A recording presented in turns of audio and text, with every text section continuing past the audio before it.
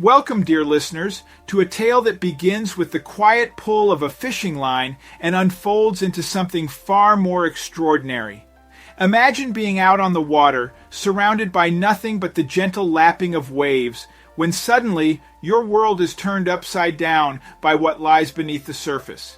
Today's story takes us on an unexpected journey, one filled with mystery, danger, and discoveries that will leave you questioning how well we truly know the world around us, and even those closest to us. So settle in, because this is a story you won't want to interrupt.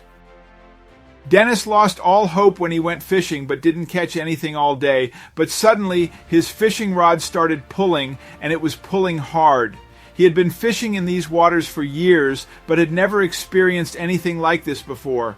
Dennis realized what he had caught. He knew he should have left it alone.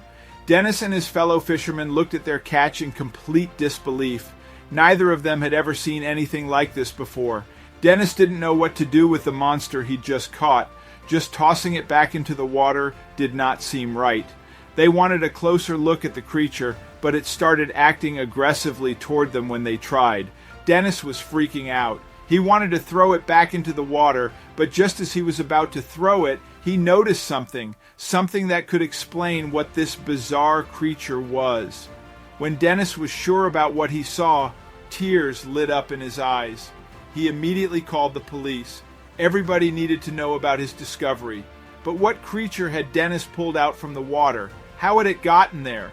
And why did this discovery bring Dennis to tears?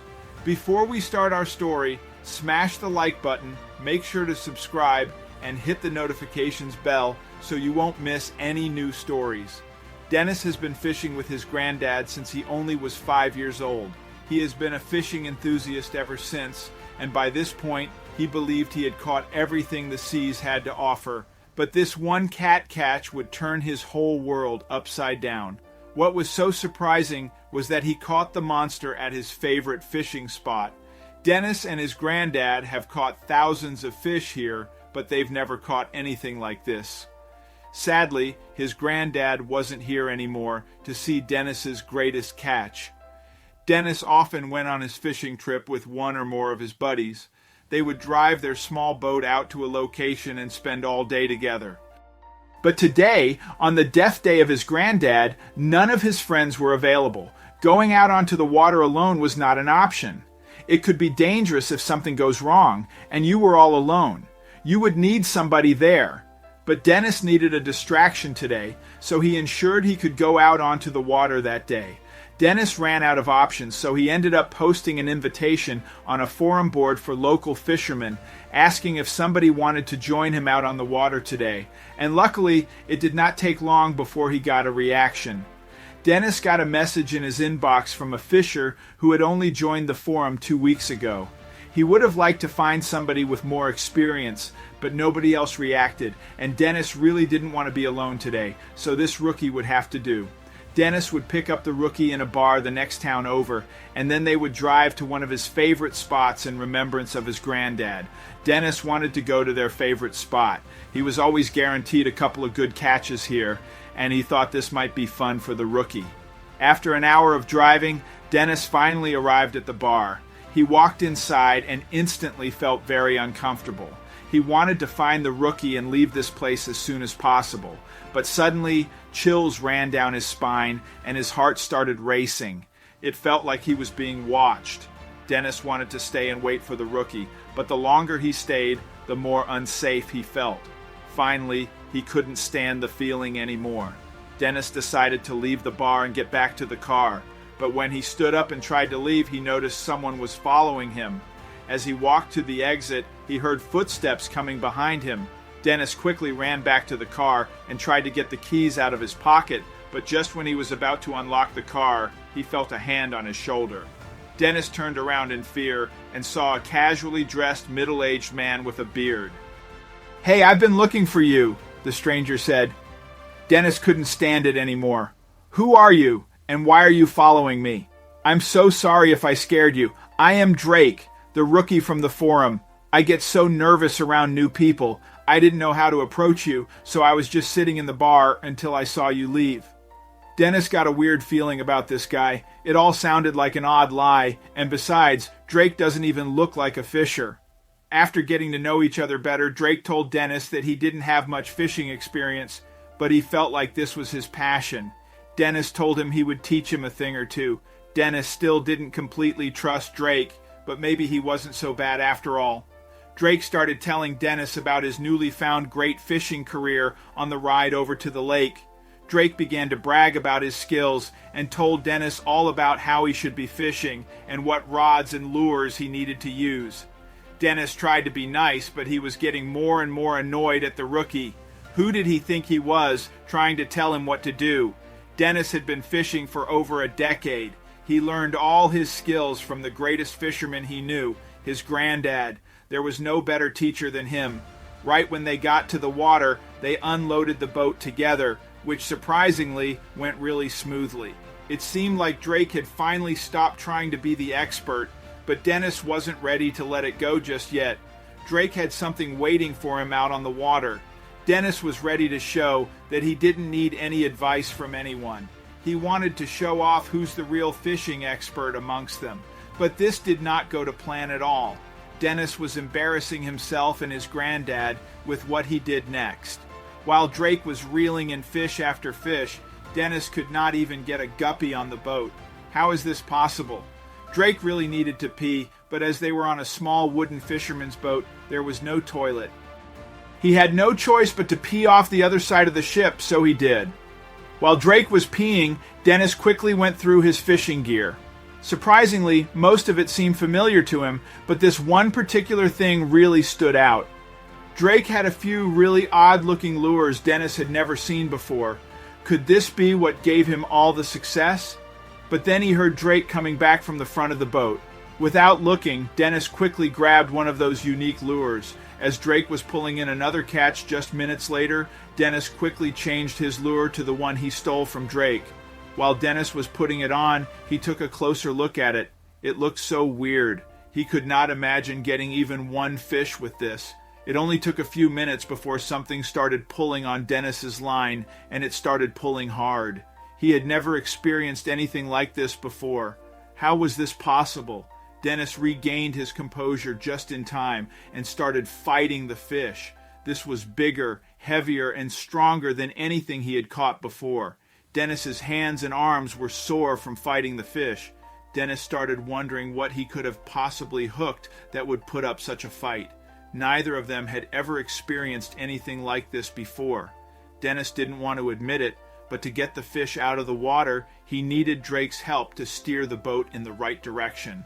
Drake didn't hesitate a second and jumped to the steering wheel. They were working together like they had been a duo for years. With Drake's help, he managed to reel in the final meters of line.